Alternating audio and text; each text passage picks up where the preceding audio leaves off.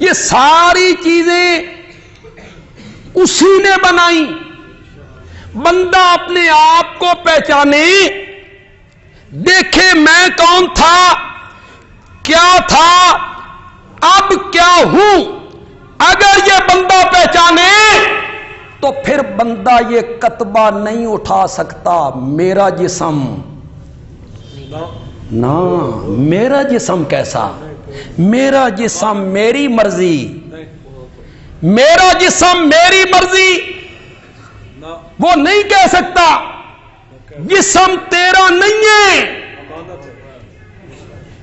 پگلی جسم تیرا ہوتا نا تو کبھی نہ مرتی. جسم تیرا ہوتا نا تو کبھی بیمار نہ ہوتی. جسم تیرا ہوتا نا تو مرضی کے مطابق بنتی. تیرے نئے نقش مرضی کے مطابق بنتے. یہ کیا ہوا میرا جسم میری مرضی؟ نا جسم کا مالک اللہ ہے. یہ آنکھیں، یہ کان، یہ ہاتھ، یہ پاؤں، ان سب کا مالک کون ہے؟ یہ جسم اس کا ہے، اسی کی مرضی کے مطابق اس جسم سے کام لیا جائے گا. میری مرضی نہیں چلے گی. ہاں تیری مرضی چل سکتی ہے ایک صورت میں، تو ایمان سے انکار کر دے. میں مسلمان نہیں ہوں، ہم مومن نہیں ہیں، کفر اختیار کرو، ڈریے بن جاؤ، جاؤ جہنم میں. اور اگر کلمہ پڑھتے ہو، قرآن کو اللہ کی کتاب مانتے ہو، آمنہ کے لال کو نبی مانتے ہو، تو پھر اس جسم کو اس طرح خرچ کرنا پڑے گا جس طرح رب کہتا ہے. تیری مرضی نہیں چلے گی. اس جسم کو اسی طرح مرد سے جان چھڑانا. ہم کھانا گرم نہیں کریں گے، ہم جوتیاں ڈھونڈ کے نہیں دیں گے، ہم کپڑے دھو کے نہیں دیں گے. مرد سے جان چھڑانا کیسے ممکن ہے؟ پتہ نہیں کتنے لوگ میری بات کو سمجھیں. اس کائنات کی تخلیق ہی مرد سے ہوئی ہے. کس سے ہوئی ہے؟ اس کائنات کی تخلیق ہی مرد سے ہوئی ہے. اور تیرا وجود بھی مرد کا مرہون منت ہے، اور وہ مرد تیرا باپ ہے. اگر تیرا باپ نہ ہوتا تو کیسے وجود میں آتی؟ اور آج اگر تیری ماں تیرے باپ کو کہے میں تیرے لیے کھانا گرم نہیں کروں گی، تو پھر تیرے لیے ڈوب مرنے کا مقام ہے. کہ تیرا بوڑھا باپ اور تیری ماں اس کو کہتی ہے میں تیرے لیے کھانا گرم نہیں کروں گی، میں تیرے جوتے تلاش کر کے تجھے نہیں دوں گی. دوپٹہ جنہیں پسند ہے وہ اپنی آنکھوں پہ ڈال لیں، ہم نے سر پہ دوپٹہ نہیں لینا. نام لینا چھوڑ دو امہات المومنین کا، بنات النبی کا، اسلام کا، ایمان کا. اور اگر اپنے آپ کو مومنہ کہتی ہو پھر منافق نہ بنو. قرآن کہتا ہے یا ایھا النبی قل لازواجک وبناتک ونساء المؤمنین یدنین علیہن من جلابیبہن.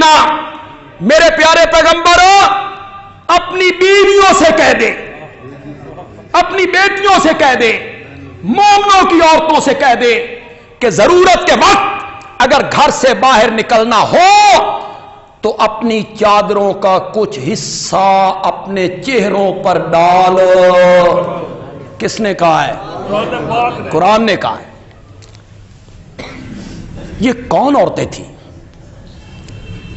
یہ پاکستان کا تشخص، عالمی برادری میں اتنا گھنانا تشخص پیش کرنے والی یہ کون تھی؟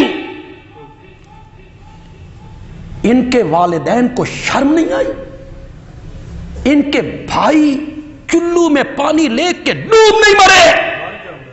ان کے چچا اور ماموں بغیرت بن گئے کہ ان کی بیٹی ان کی بہن سڑکوں پہ کھڑے ہو کے کہتی ہے میرا جسم میری مرضی، میں جس طرح مرضی استعمال کروں، تیرا جسم تیری مرضی نہیں، تیرا جسم اس بدماش کی مرضی ہے جس نے ایک رات کے لیے تجھے پیسوں کے بدلے خریدا ہے، تیرا جسم پھر اس کی مرضی کے مطابق استعمال ہوتا ہے۔